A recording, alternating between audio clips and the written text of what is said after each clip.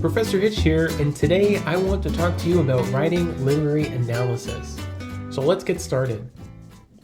The first thing we have to ask ourselves in this process is, what is literary analysis? So literary analysis explains what a work of literature means and how that work means that meaning. It is similar to, but not identical to, rhetorical analysis. So if you have a familiarity with rhetorical analysis, you may want to be thinking about that as we go through this lecture today. Now, how do we write literary analysis? Well, like its cousin, rhetorical analysis, literary analysis is generally written like an argument essay. It will have a thesis statement, it will have topic sentences, and body paragraphs with evidence. The argument here that you're trying to prove is that the work of literature really does mean what you say it means, or B, that the way the work means that meaning is really the way that it does that. Here's an example of that second idea. If you're arguing that the reader discovers what the meaning of the work is through a metaphor, then you must prove the metaphor is really how the reader discovers the meaning, and not say something else. I'll say that one more time as you're reading to follow along here. If you are trying to prove that the reader will figure out the meaning of the work through a metaphor, the metaphor will tell the reader this is what it all means, then you must try to prove that that metaphor really is how the reader discovers the meaning and not some other way. Well, now how do we analyze? This is rhetorical analysis after all. Well, because works of literature can often be interpreted in many ways with different meanings and different methods for those meanings, many literary theorists choose a theory or lens to narrow down what they look at and how they look at it.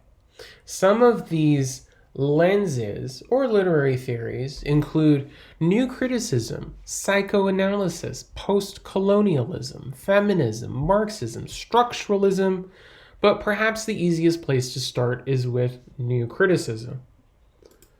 Well, what is new criticism?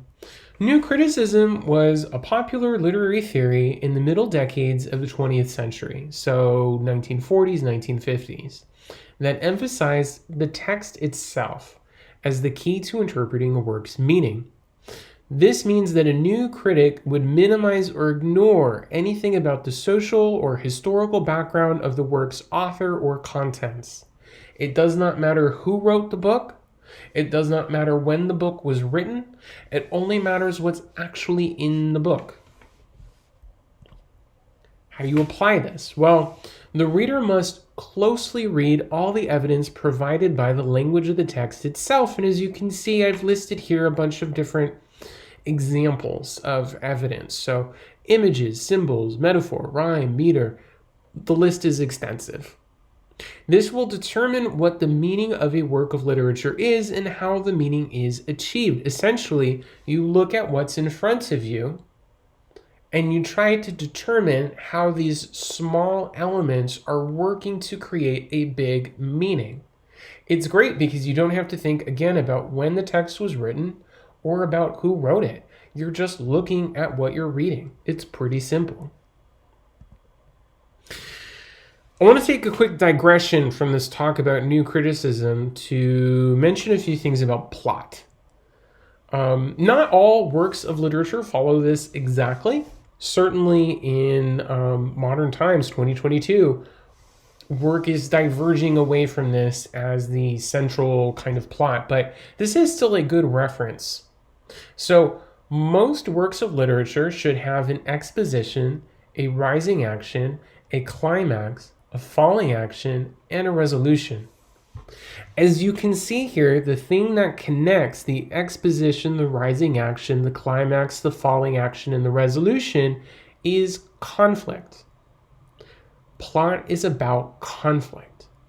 So, if you're having trouble sorting through some of these pretty specific elements, and you're having trouble figuring out what is this all about, then you may want to focus on the plot. and specifically the conflict. If you can figure out what the problem, the big problem, the problem that all the characters are trying to solve, if you can figure out what that is, then you can work backwards to find everything else and to organize the novel. Okay, with that in mind, how does a new critic get started writing?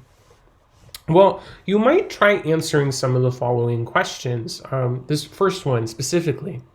How do the text's formal elements and multiple meanings that produce those elements all work together to support the theme or overall meaning of the work? How do the small things add up to support the big thing? That's really what you're looking at. Remember, a great work will have a theme of universal significance, so when in doubt, aim for big ideas. And if the text is too long for all of that information, then apply the same question to one element or another, maybe a collection of elements within the work of literature itself. Now, you might be thinking, what are some advantages and disadvantages for this approach to analysis? Keep in mind, the subject of this video is writing literary analysis. What I've done is given you a lens by which to write your literary analysis paper. Well, the advantage of new criticism is that it simplifies literary analysis and makes it fairly predictable. You're dealing with a finite amount of information. This can be helpful for people who are new to literary analysis and need help looking through the work. The disadvantage of new criticism is that it's prone to the bias of the analyst, and it can silence important voices from the author and others who influenced the work. When you're only dealing with the text, you may not be getting the full story of what's going on inside that text.